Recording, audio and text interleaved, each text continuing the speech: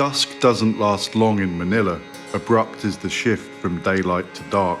But this morning, on the Day of the Dead, cloud cover was bringing all the effects of dusk only at 10 a.m.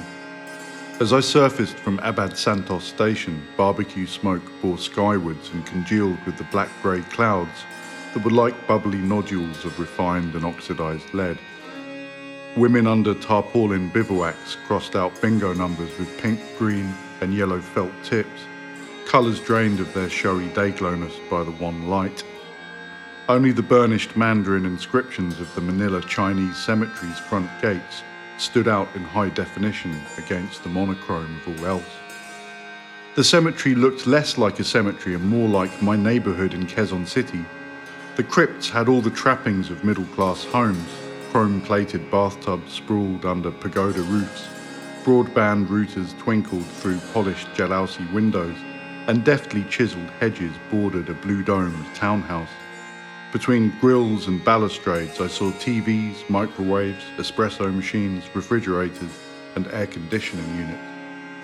I approached a 30-strong family sitting on deck chairs around an arrow-shaped tower with psychedelic fragments of stained glass for a facade.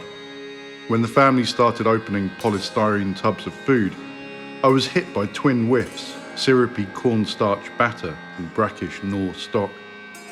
"Mind if I ask why you left a TV in the tomb?" I said to a small boy as he was about to sink his argent-braced teeth into a fritter. "Makes the trip to paradise smooth for my godfather already," he said. "Sometimes I'm the one to sleep in the tomb with him," said his aunt, or possibly his mum. "Is that very common?" I asked. "Yes, some people live here full-time. Others are being born here." She tendered a greasy paper bag. "Have you ate?"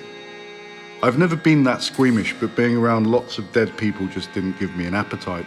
"That's kind, but no thanks. I ought to keep walking." I came across other dead people's relatives placing ribbons, tissues and lucky red envelopes of money on marble coffins and memorial stones.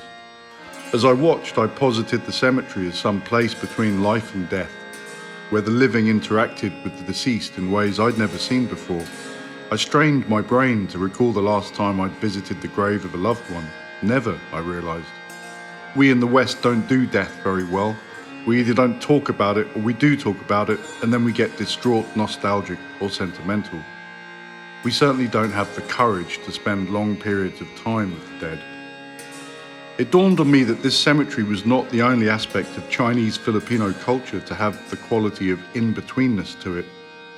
The community has long occupied an unstable space amid opposites, hero and villain, native and expat, powerful and powerless, and that middle path between being an object of hatred and an object of esteem, might we call it envy. The first Chinese came to Luzon in the 10th century AD to import wax, onions, coconuts, cotton and textiles. After the founding of the Spanish East Indies, entrepreneurs from Fujian province brought luxury goods for the Spanish and cut-price food and clothes for the Malay Filipinos. According to the great Filipino historian Renato Constantino, the Chinese played a more vital role than the Spanish colonialists in the growing linkage of the country to world capitalism.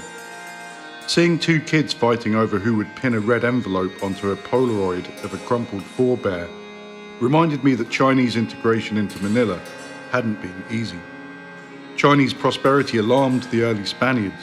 Miguel de Benavides, Archbishop of Manila from 1602 to 1605, cobbled up a conspiracy theory about Chinese ambitions to snatch the entire archipelago. The state opted for divide and rule, forcing 20,000 Sanglays, the term given to non-Christian Chinese, into Parian, a ghetto next door to Intramuros, and a smaller number of Chinese converts to the Dominican order into a place called Binondo, where I was strolling now, 430 odd years later. I was relieved when a minute but malevolent grandmother inserted herself between the bellicose kids and pacified them with a crooked index finger followed by a thunderous shout. The kids stooped with shame. The conflict was over. The Chinese Filipinos have seen enough conflict to last them for a lifetime, or rather for 6 centuries plus an infinite afterlife stuck in their crypts watching Pilipinas Got Talent on a 3D 4K smart TV. Akin to the Jews in Europe, they'd borne demonization, segregation, harassment, expulsion, and butchery. I moved on to Chong Hok Tong, reputedly the oldest Chinese temple in the Republic. Without being disrespectful, it seemed to me a tad cliched with its over-painted terracotta eaves and plasticky emerald dragons stalking the roof. As I stared at it, I wondered idly which cultural group in the world has had the most cliches and stereotypes peddled about it. The Chinese would be candidates. In Hispanic Manila, the upper crust cooked up victim-blaming backbites about the Chinese taste for hard bargaining and penny pinching, derived from the fact that since the upper crust had barred the Chinese from owning land, one of the few vocations left to them was trading. And to be a good trader, it does help to bargain and to look after your pennies. A few thousand miles west, the trope of the crafty Shylock had sprouted from Jews working as interest moneylenders because their Christian persecutors were forbidden by their own faith from doing the same job. After the Spanish confined the Sanglays to Parian, knowing that few females were among them, they callously spread rumours that sodomy was rife within this crowded, male-dominated slum of heathens who'd spurned Christian sexual morality. For the Spanish to mock the Chinese for circumstances the Spanish had imposed on them was not unlike one of the naughty boys I'd just seen thumping the other and then ridiculing the recipient for having a bleeding eye or smashed nose.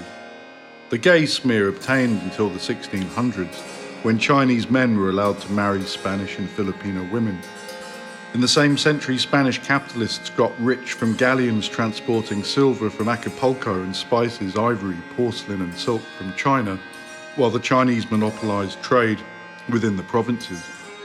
I passed a column of hawkers selling the same wares as their ancestors would have: clothes, shoes, crepe lanterns, seafood bowls on skewers and boxes of rice topped with roast duck. Later on, Chinese mestizo mixed heritage business clans did well out of the economic revamp of the Philippines in the late 1800s. Sugar, tobacco, hemp and other lucrative and often unhealthy cash crops were grown for the first time, and the Chinese earned themselves a fresh reputation for greed by undercutting the competition from European and American merchants. Other Chinese were branded cheats for making loans to native farmers in return for temporary use of their land on the proviso that the farmers could buy the land back later. But so rarely could they afford to buy it back that vast tracts of valuable real estate fell permanently into the hands of the loan sharks. The Chinese mestizos were not the first to act like this. The Spanish friars had done the same before them. But why let a spot of moral objectivism get in the way of a good solid boilerplate? As the Chinese mestizos gained clout, so they expected more from the Spanish jefes, such as the right to apply for government posts but reserved for peninsulares, 100% Spaniards born in Spain. This mild movement for liberal reform snowballed into the 1896 revolution. Chinese mestizos were at the forefront of that movement. Indeed, some historians credit the Chinese mestizos with inventing the very concept of Filipino nationality as something discrete from and at odds with Spanish colonialism. The Chinese had come a long way from their marginal status as the pariahs of Parian. Going into the adjacent Martyrs' Hall, I realised that it celebrated those who had died in World War II. There was a memorial to Dai Hock Soo, who had formed the Resist the Enemy League to confront the Japanese. Such credentials should make you the ultimate patriot, but the same men would later be suspected of communist sympathies after Chairman Mao had taken over the mother country. So again, like the Jews in Europe, the Chinese were paradoxically seen as both the high priests of capitalism and as its gravediggers. It seemed that whatever the Chinese did, they got scapegoated for something. I took a 360 gaze around the graves. How much pain was inside them?